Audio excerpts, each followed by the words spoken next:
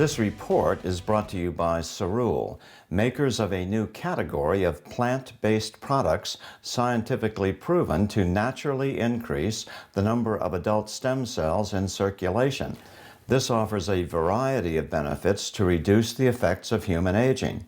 I have a nagging tennis injury, a rotator cuff shoulder problem. Surgery is pretty iffy, so I've been a long-time user of glucosamine products. They don't help much, but that has been my only alternative. So I gave it a try. The rep told me that it would usually take several months before any noticeable difference would occur. First week, nothing. Second week, maybe a little better. But then by the third week, all of a sudden I realized it was a lot better.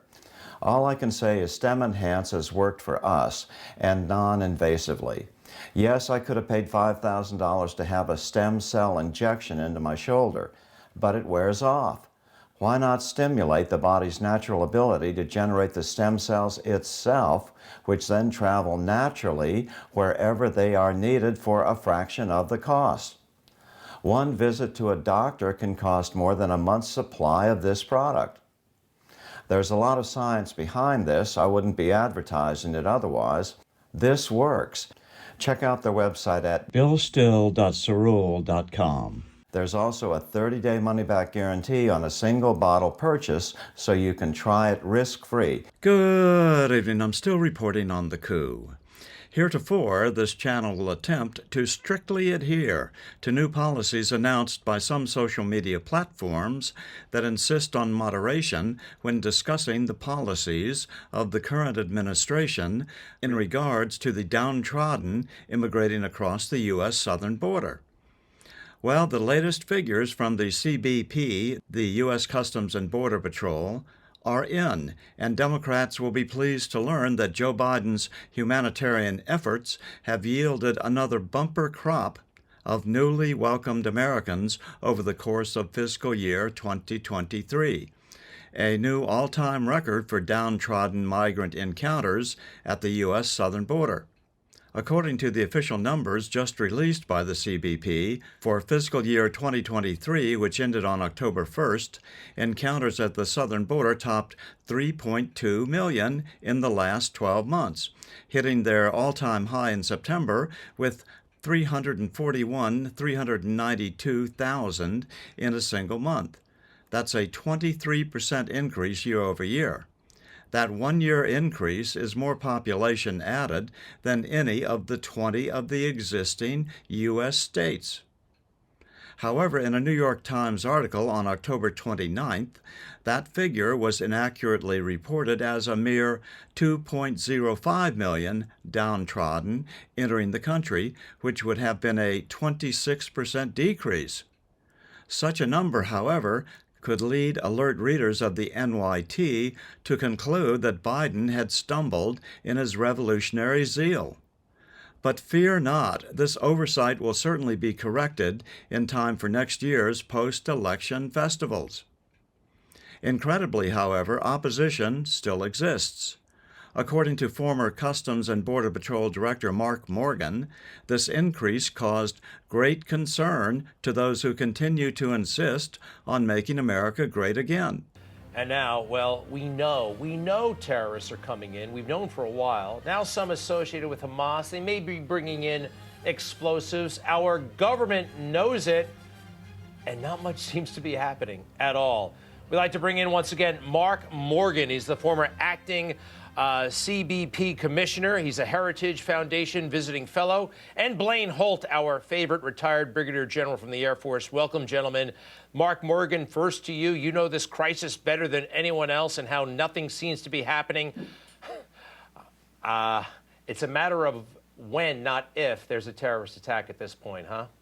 Yeah, Greg, I completely agree. Let's just look at a couple of the stats.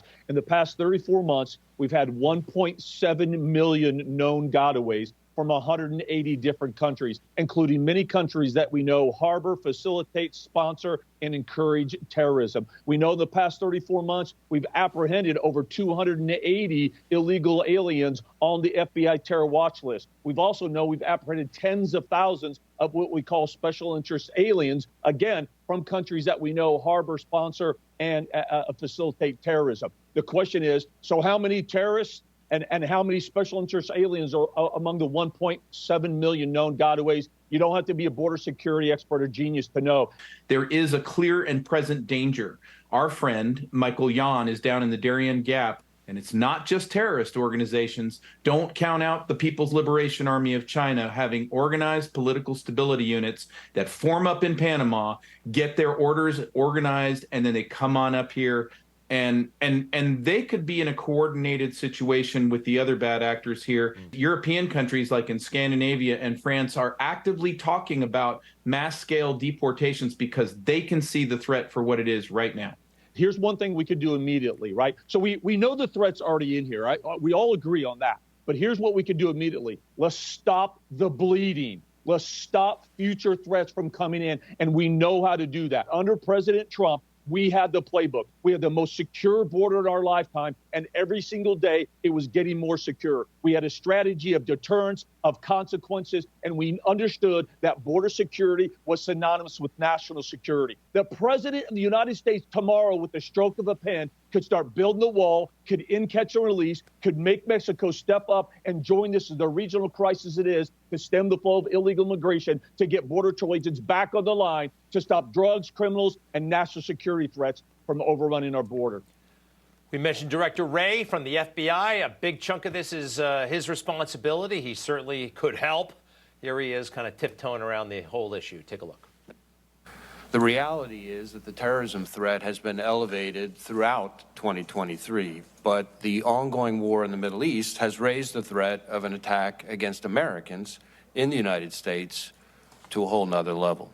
So sad to see this class of Americans who still believes that hard work will actually bring peace, prosperity, and freedom to America, when already thousands of saboteurs, trained by the ever-glorious Chinese Communist Party, have now arrived to help assist efforts to modify critical infrastructure such as the U.S. electric power grid, which may have been the point of several Antifa practice runs on local transformer stations last year.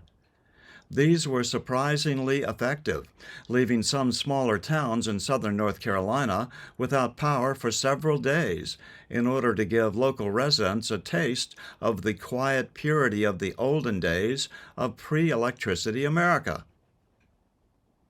I'm still reporting from just outside the citadel of world freedom. Good evening.